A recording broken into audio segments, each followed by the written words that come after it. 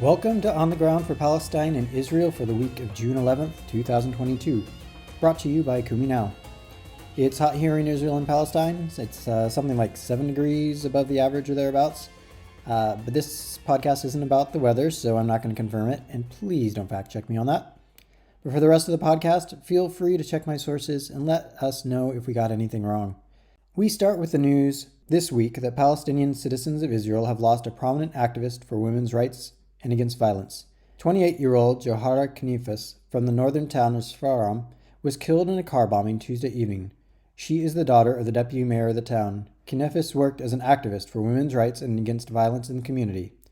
According to reports, police are investigating whether a relative of hers may have been involved in the attack and whether the bombing was linked to her work as an activist. They've apparently ruled out the possibility that the killing was related to her father's work. Last year, she gave an interview to Arab 48 in which she decried violence in Arab communities. Quote, "The phenomenon of violence is one of the negatives we face. We feel insecure in our society, and it hinders our progress in all areas of life and creates fear among members of Arab society."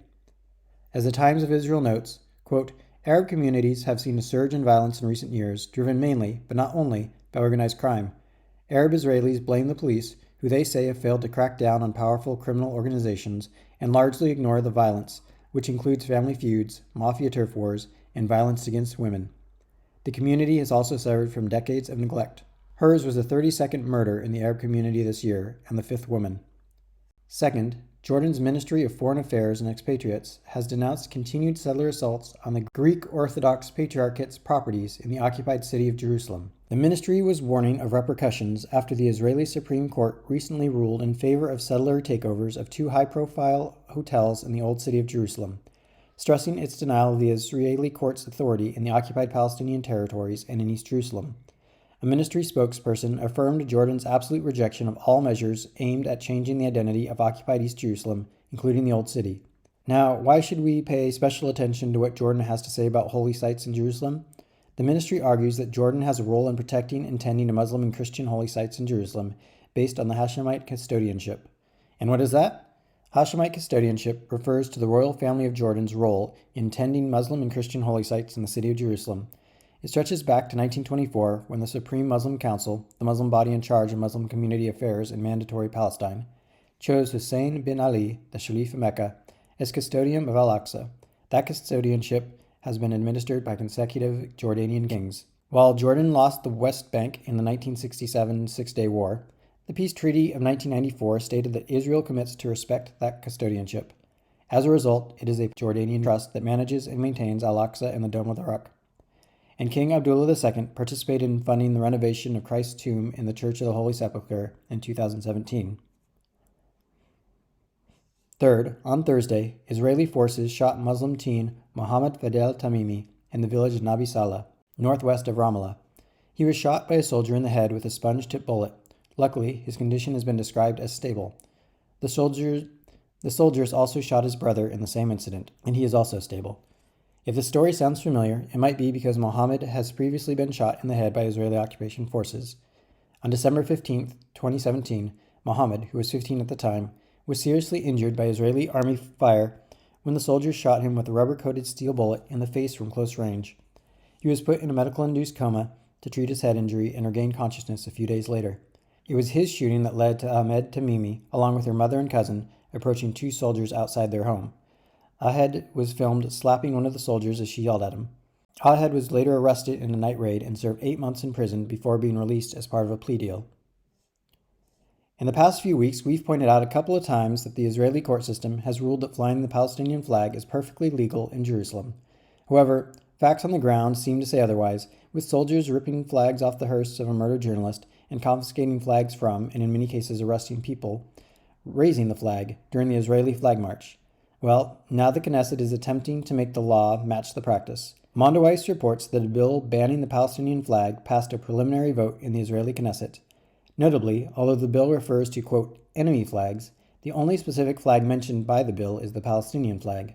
The bill must pass a further 3 Knesset votes before it becomes law, so it isn't officially law yet, but it is further evidence of the Knesset's goals in Jerusalem. Finally, we end our news from Palestine with some good news. Haaretz reports that for the first time in years, Gazans are enjoying clean seawater. Gaza's clean beaches come thanks to internationally funded sewage treatment facilities. Work isn't completely done, however, with the Hamas-run Environment Quality and Water Authority saying sewage dumped into the sea was now partially treated. That makes 65% of the beaches safe and clean. Of course, this good news comes after a report in January that Israel was unexplainably holding up shipments of parts needed for the work, pushing back the project by months as more and more sewage drained directly into the Mediterranean.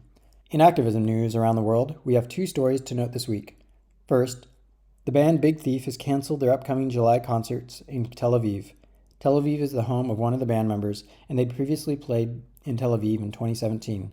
The announcement comes just a week after they released a statement stating that, quote, "We are well aware of the cultural aspect of the BDS movement and the desperate reality of the Palestinian people." But they plan to play their shows anyway, with proceeds donated to NGOs in the region. To be honest, I'm not sure why Big Thief has drawn the attention it has, as other successful bands continue to play Israeli shows with little fanfare. Finally, Palestine Chronicle reports that Hollywood's Mark Ruffalo has called out PayPal's discrimination against Palestinians. In short, PayPal has no problem doing business with illegal Israeli settlers in the West Bank, but it refuses to provide services to Palestinians in Gaza and the West Bank. Now, I wouldn't normally report on what a single actor says about Israel and Palestine, but he included a link to a petition, and that petition has been gaining a lot of traction. So please, take a minute to find that link in the show notes. I'll list it near the top, and add your name to it.